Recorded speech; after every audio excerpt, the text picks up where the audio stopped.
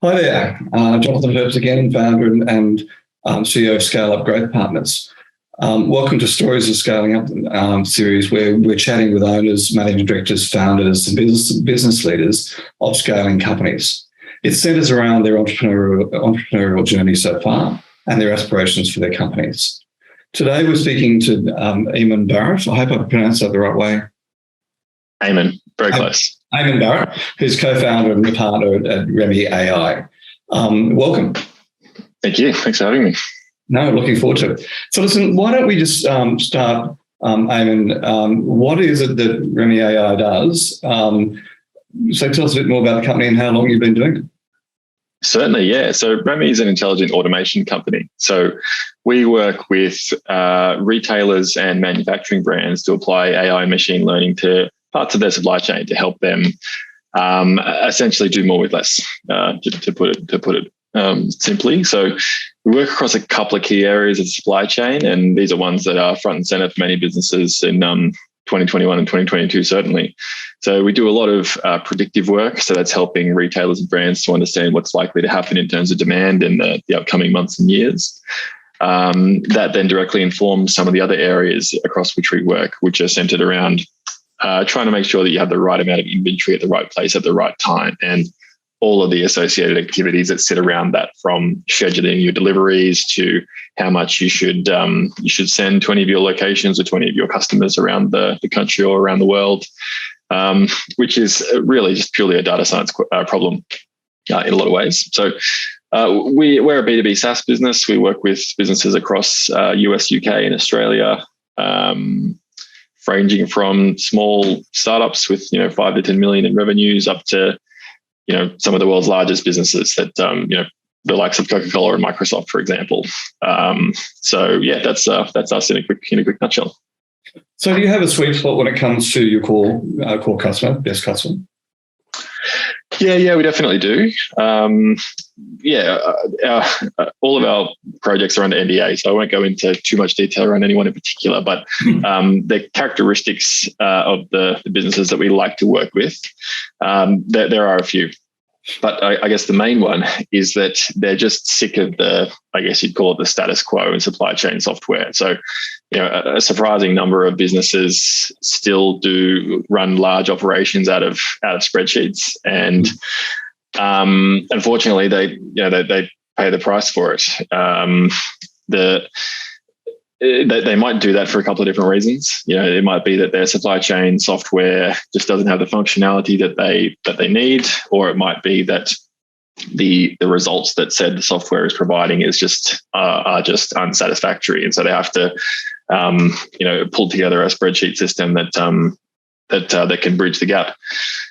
So it's that group of characteristics, I suppose, where we can really step in, because we're an entry level enterprise AI solution, I suppose. So we help people to really step out of that spreadsheet system and into an enterprise AI solution that really we're not the $1 million, $2 million per year kind of solution. We're a lot cheaper than that.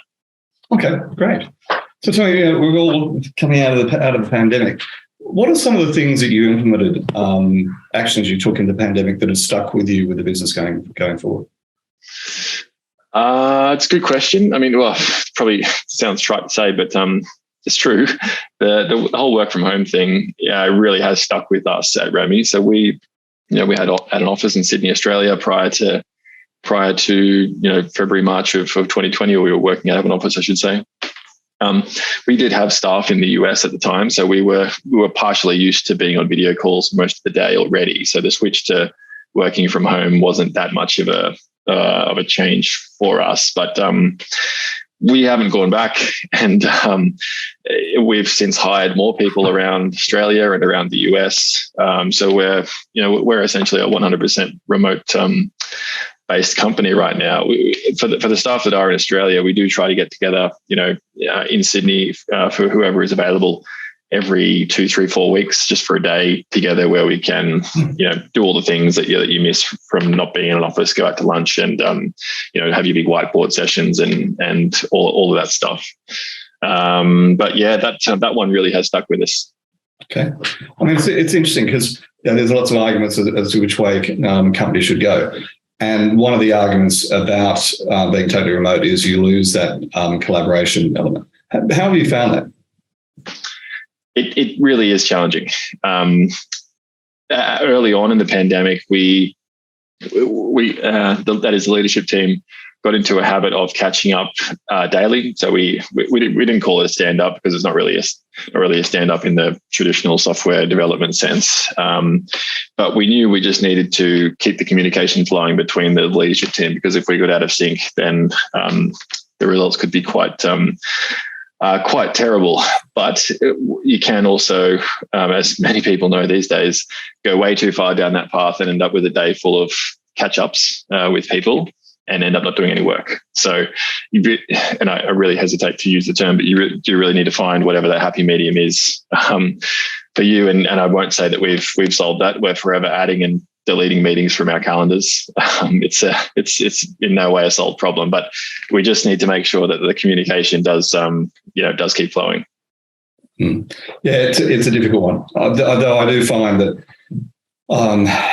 having regular meeting rhythms, a weekly sync meeting, a daily, I call it a daily huddle, and in the sync meetings, digging deep into the issues, and plus one-on-ones. If they're regular, same time, same agenda, it goes a long way to addressing a lot of that. So tell me, what's the future look like, and what do you see as your main challenge or challenges going forward? So we forecast parts of the future for a living. So I'll choose my words a little bit carefully here. But there's no doubt that the macro economy is pretty tough right now. You can't open the news app these days without hearing about inflation, interest rates, trade wars, fighting wars, all sorts of stuff. It's all happening really in the macro economy these days. And I'm not going to guess when any of that is likely to calm down. But for us, we're in a reasonably fortunate position to never have had such a large sales pipeline. I mean, we've got more work than we can handle in a lot of ways. Right. So for us, it's a bit about focus and prioritization, because when we're in that position, it can be really tempting to say yes to everything and, as some people say, chase shiny things, and really pay the price because you end up doing work that might be just a little bit too far removed from what your core capability is. So for us, again, it is a good problem, but it's focus and prioritization of where we need to be spending our time that is the key challenge for us. And in terms of what the future looks like, the only certainty is uncertainty, I guess you could say. So remind me, how long has Remi been running that? We founded the business in 2015. Originally, it was founded as a consulting firm. So we were delivering AI machine learning themed technology projects around Australia and then later in the US. But what we found was that we were quite often talking to businesses about or solving the same or similar problems over and over again. And they were all centered around this idea of supply chain optimization. Like we were saying before, how can we do more with less in our supply chains using the data that we have? And so we, at some point in 2018 or 2019, I can't remember exactly when, we decided to transition the business model from project-based work to a more standardized B2B SaaS business model, so that we weren't delivering one-off projects every time. We were delivering a more repeatable software experience for our customers. And so we're through that transition now. It was a phased transition. It wasn't like cut and dry. Now we do software and we don't do consulting anymore. Very much was phased. But we're almost exclusively B2B SaaS now. And of course, the lesson there is annual recurring revenue makes your cash flow and everything else a lot less lumpy. Exactly right. Exactly. Consulting is, people have described it, it's like a drug. It's really, really great for short-term cash flow, but it can just as easily disappear when the work dries up. Yeah, I totally agree. So you've been running a business now for almost 8 years. What do you think has been your biggest learning leading a business? The biggest learning has probably been around learning to manage my stress and general health, I suppose, overall. I came from a corporate role prior to working at Remi, and I thought I had a stressful job at the time, but until you run your own show or start your own project with a group, you really don't know what stress is. So I've really had to step it up in a lot of areas in terms of managing stress, both on the sleep, the exercise, the diet, supplementation protocols to help me there. So I've very much learned a lot about myself and about how I respond to stress and what can help under different circumstances. So definitely learned a lot in that area. It's interesting you say that. I had my weekly sync meeting with my team this morning, and I was just saying to them that I had 2.5 days of free time, and I'll come back to that, what that means, but which had led to some really interesting insights for me on my business. And I have a coach, his name is Dan Sullivan out of the US, and he's talked about the concept of focus time, buffer time, and free time. And the focus time is, in my business as an advisory coaching business, my focus time is when I'm actually really focused on coaching my clients or coaching the client teams or business development. So essentially generating revenue is my focus time, plus doing this series. My buffer time is preparing for the focus time. So getting things ready for me to coach, getting things ready for this series, the general, and it's also getting things ready for free time. And then free time is about literally taking time out, forgetting about work, not having phones and all of that. And it's the hardest part is getting that time where you're just not immersed totally. And as an entrepreneur like you, I know how hard it can be. But once you get into that practice of adding, we schedule it in. It's hard to teach your staff and everything else. But once you get in the practice of it, all of a sudden, I've become so much more productive. Because I'm not only productive, but I'm smart isn't the wrong term, but I'm not so immersed in the damn thing that I get stale. Yeah, it's really interesting. Yeah, so I highly recommend that. So when you think of the word successful, who comes to mind first and why? That's a very good question. The standard response to that question would be, measuring success on, in terms of wealth. And so the obvious answers are, Musk, Bezos, Buffett, Gates, etc.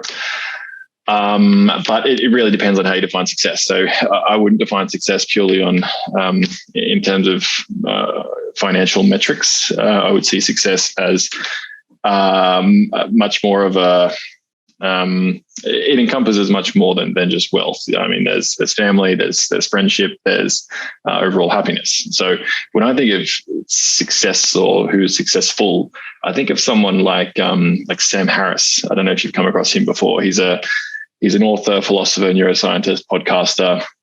But the thing that really strikes me about him in terms of success is that he's no doubt financially secure because he's built a couple of successful businesses. He's a successful author, so that's that part of it's sorted. But he quite obviously loves what he does. His two main ventures at the moment are, from what I can understand anyway, podcasting, and he has a mindfulness meditation application that he offers. And he's so passionate about both of those, just judging by what I hear on his podcast anyway. He's fascinated by intellectual conversations, which he can be entirely in control of by those who he invites onto his podcast.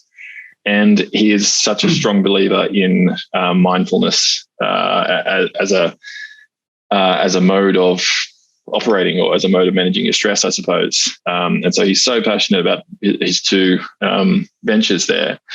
And, obviously others are as well, because he's been able to build up to revenue streams out of those two things. So he's got he's built up financial security. He's doing what he loves, but he's also a family man. He's married. He's got 2 daughters. I don't know him personally. I would love to, but I don't know him personally. But from what I can understand, he has quite healthy social relationships based on who he appears to spend his time with. So, in terms of success, I think of people like that who just appear really well-rounded and happy overall with what they're doing, rather than just any one metric that you call out. Great advice. Yeah, it's fascinating. While we're sitting here talking, in the background, I heard a door slam, and I'm lucky enough to have a house, and I've got a second house next door as an investment, which is my office. And the door slam was my 2 8-year-olds coming home from school. And it's really interesting how my children have taught me, or I've taught myself, I'm not sure which, that